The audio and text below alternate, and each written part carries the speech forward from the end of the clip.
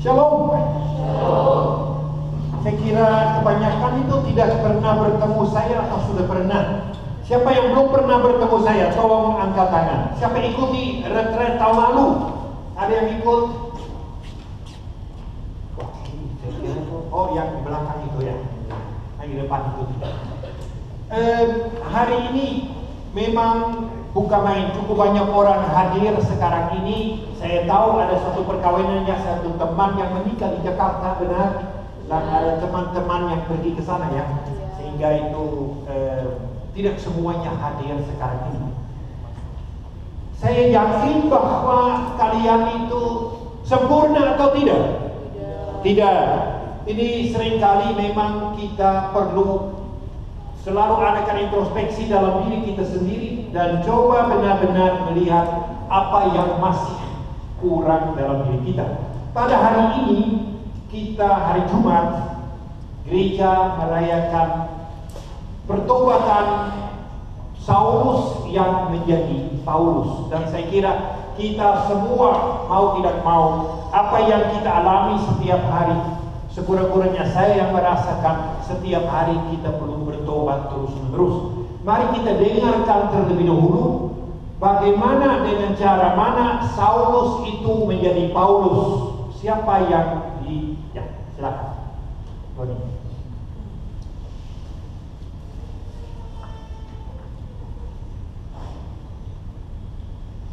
Bacaan diambil dari Kisah Para Rasul bab 9 ayat 1 sampai dengan 22. Ketika pecah penganiayaan terhadap jemaat, dengan hati berkobar-kobar, Saulus mengancam dan membunuh murid-murid Tuhan. Ia menghadap imam agung dan meminta surat kuasa daripadanya untuk dibawa kepada majelis-majelis Yahudi di Damsyik, supaya jika menemukan laki-laki atau perempuan yang mengikuti jalan Tuhan, ia dapat menangkap dan membawa mereka ke Yerusalem. Dalam perjalanannya ke Damsyik, ketika ia sudah dekat kota itu, tiba-tiba memancarlah cahaya dari langit mengelilingi dia. Ia rebah ke tanah dan kedengaranlah olehnya suatu suara yang berkata kepadanya, "Saulus, Saulus, mengapakah engkau menganiaya aku?" Jawab Saulus, "Siapakah engkau, Tuhan?" Katanya, "Akulah Yesus yang kau aniaya itu. Tetapi bangunlah dan pergilah ke dalam kota. Di sana akan dikatakan kepadamu apa yang harus kau perbuat." Maka termangu-mangulah teman-temannya seperjalanan, karena mereka memang mendengar suara itu, tetapi tidak melihat seorang jua pun. Saulus bangun dan berdiri, lalu membuka matanya, tetapi ia tidak dapat melihat apa-apa. Teman-temannya harus menuntun dia masuk ke kota Damsyik. 3 hari lamanya Saulus tidak dapat melihat, dan 3 hari lamanya ia tidak makan serta minum. Di Damsyik ada seorang murid Tuhan bernama Ananias. Firman Tuhan kepadanya dalam suatu penglihatan, "Ananias." Jawabnya, "Ini aku, Tuhan." Firman Tuhan, "Pergilah ke jalan yang bernama Jalan Lurus, dan carilah di rumah Yudas seorang dari Tarsus yang bernama Saulus. Ia sekarang sedang berdoa, dan dalam suatu penglihatan ia melihat bahwa seorang yang bernama Ananias masuk ke dalam dan menumpangkan tangan ke atasnya, supaya ia dapat melihat lagi." Jawab Ananias, Tuhan, dari banyak orang telah kudengar tentang orang itu, betapa banyak kejahatan yang dilakukannya terhadap orang-orang kudus-Mu di Yerusalem. Dan ia datang kemari dengan kuasa penuh dari imam-imam kepala untuk menangkap semua orang yang memanggil nama-Mu. Tetapi firman Tuhan kepada Ananias, pergilah, sebab orang ini adalah alat pilihan bagiku untuk memberitakan kepada namaku kepada bangsa-bangsa lain, kepada raja-raja dan orang-orang Israel. Aku sendiri akan menunjukkan kepadanya betapa banyak penderitaan yang harus ia tanggung oleh karena namaku. Lalu pergilah Ananias ke situ dan masuk ke rumah Yudas. Ia menumpangkan tangannya ke atas Saulus, katanya, Saulus saudaraku, Tuhan Yesus yang telah menampakkan diri kepadamu di jalan yang engkau lalui, telah menyuruh aku kepadamu supaya engkau dapat melihat kembali dan penuh dengan Roh Kudus. Dan seketika itu juga seolah-olah ada selamut gugur dari mata Saulus, sehingga ia dapat melihat kembali. Saulus bangun, lalu dibaptis. Dan setelah ia makan, pulihlah kekuatannya. Saulus tinggal beberapa hari bersama dengan murid-murid Tuhan di Damsyik. Ketika itu juga ia memberitakan di rumah-rumah ibadat dan mengatakan bahwa Yesus adalah Anak Allah. Semua orang yang mendengar hal itu heran dan berkata, bukankah dia ini yang di Yerusalem yang mau membinasakan siapa saja yang memanggil nama Yesus? Dan bukankah ia datang ke sini dengan maksud menangkap dan membawa murid-murid Tuhan ke hadapan imam-imam kepala? Akan tetapi Saulus semakin besar pengaruhnya, dan ia membingungkan orang-orang Yahudi yang tinggal di Damsyik, karena ia membuktikan bahwa Yesus adalah Mesias. Demikianlah sabda Tuhan.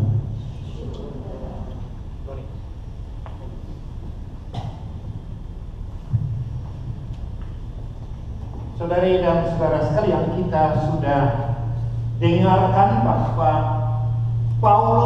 Saulus itu menjadi Paulus. Terjadi suatu pertobatan itu dalam diri dia. Bagaimana pertobatan itu bisa terjadi? Dia dikonfrontasikan dengan dirinya sendiri, dengan ketakberdayaan dia. Dia itu sebenarnya itu dengan semangat berusaha mengejar itu murid-murid Yesus. Sebab Saulus dia tahu itu hukum Taurat, dan dia tidak mau menerima Yesus sebagai Mesias. Orang Yahudi biasanya itu tidak mengakui Yesus sebagai Mesias, sehingga dia mengejar orang-orang yang percaya kepada Yesus sambil menyeret mereka, membunuh mereka, macam-macam hal itu. Pokoknya dia tidak mau agar agama itu, orang percaya kepada Yesus, dapat makin hari makin berkembang. Akhirnya dia ke Damsyik, lalu terjadi sesuatu. Buta dia. Dan kita bisa melihat dalam kehidupan banyak sekali orang, apabila terjadi sesuatu, orang dikonfrontasikan dengan kerapuan dia, dengan keterbatasan dia, dengan ketakberdayaan dia, orang mulai berubah. Kalau orang sungguh-sungguh tersentuh sampai ke tulang sumsum, orang itu berubah. Orang jungkir balikan segala tata nilai yang ada dalam dirinya. Tapi syaratnya orang bisa bertobat kalau dia tersentuh. Saudara, baju putih, mari maju ke depan. Ya. Saudara, baju biru, mari maju ke depan. Baru pertama kali ya kita bertemu. Ya, saya lihat. Betul.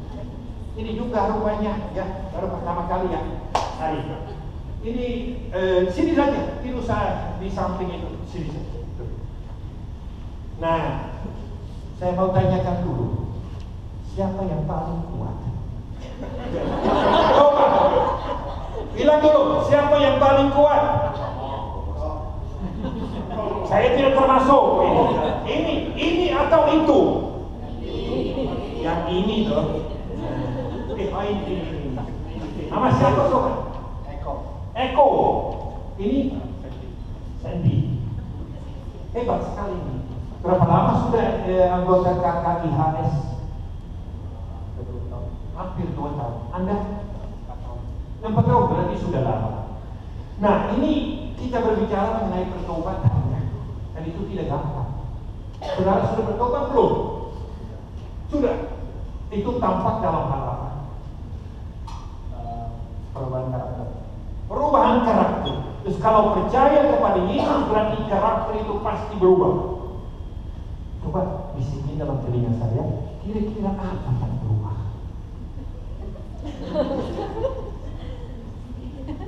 Oke, kita lihat sekarang ya. Ini pasti saudara sudah pikir, saya harus buta apa? Ini bagaimana saya harus jawab apa ya? Dia sudah pusing. Tapi apa? Kita lihat dulu, dia sudah berubah atau tidak? Ya dah, gampang saja. Anda kuat tidak? Oke, saya lihat. Saya bawa tali rahasia ini. Coba lihat kuat atau tidak. Coba tarik. Ini bisa itu kuat. Kamu tarik saja. Lihat. Kuat ya. Kuat saja. Tarik kuat. Tarik saja kuat. Kuat. Oke, baik. Mari, saudara, Anda itu berat. Ya, oke. Tangan ke belakang. Tolong ikat dia dengan kuat tenaga. Sekarang ini Anda bisa itu ikat dia dengan sekuat tenaga supaya dia tidak bisa membebaskan dirinya lagi. Tarik kuat-kuat. Tarik itu. Orang saya pernah tahu di Papua, orang Papua bilang itu ikat mati. Ya, sudah. Itu ya. Iya. Ikat mati. Tarik lagi. Ya, supaya dia tidak bisa bebas. Ya, ikat. Masih banyak sih, masih ada banyak itu. Kita tarik saja sini ya.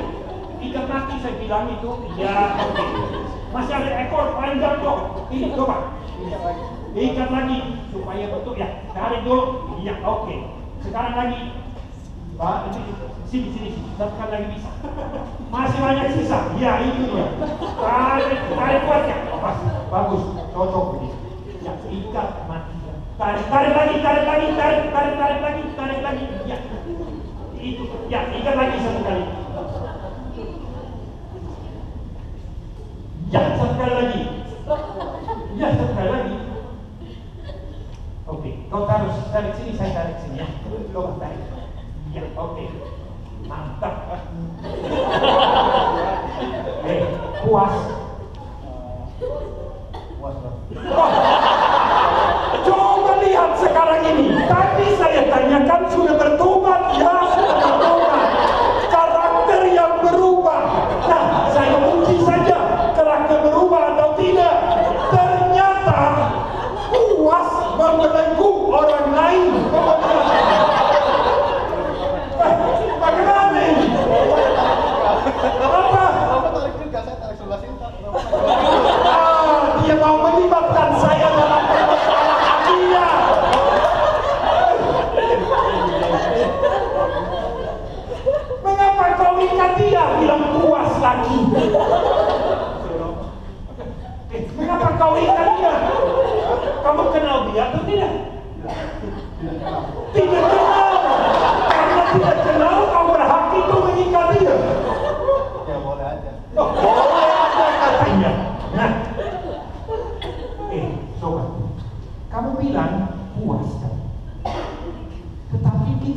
ketawa, kita boleh ketawa, tidak ada masalah.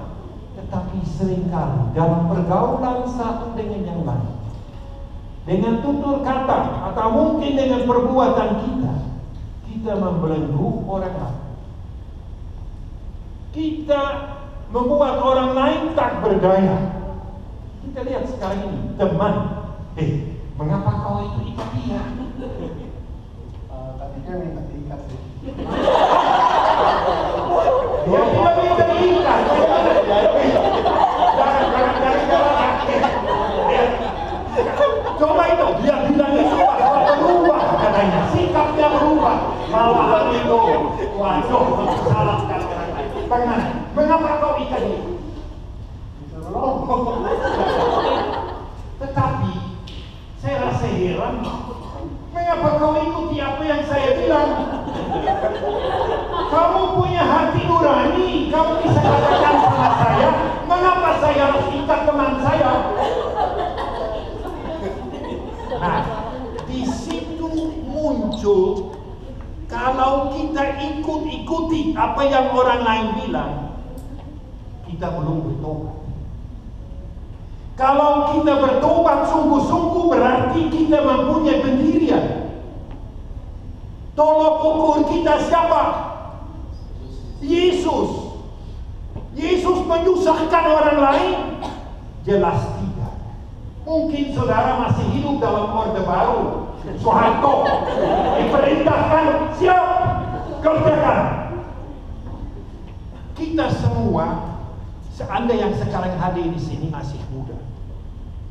Dan itu memang banyak hal yang menggiurkan itu di Singapura ini. Kalau kita tidak dengarkan hati nurani kita, gampang sekali kita terjerat. Gampang sekali kita hadapi permasalahan. Gampang sekali setan. Tadi saya jadi setan, terus terang ya. Saya jadi setan untuk kamu. Saya coba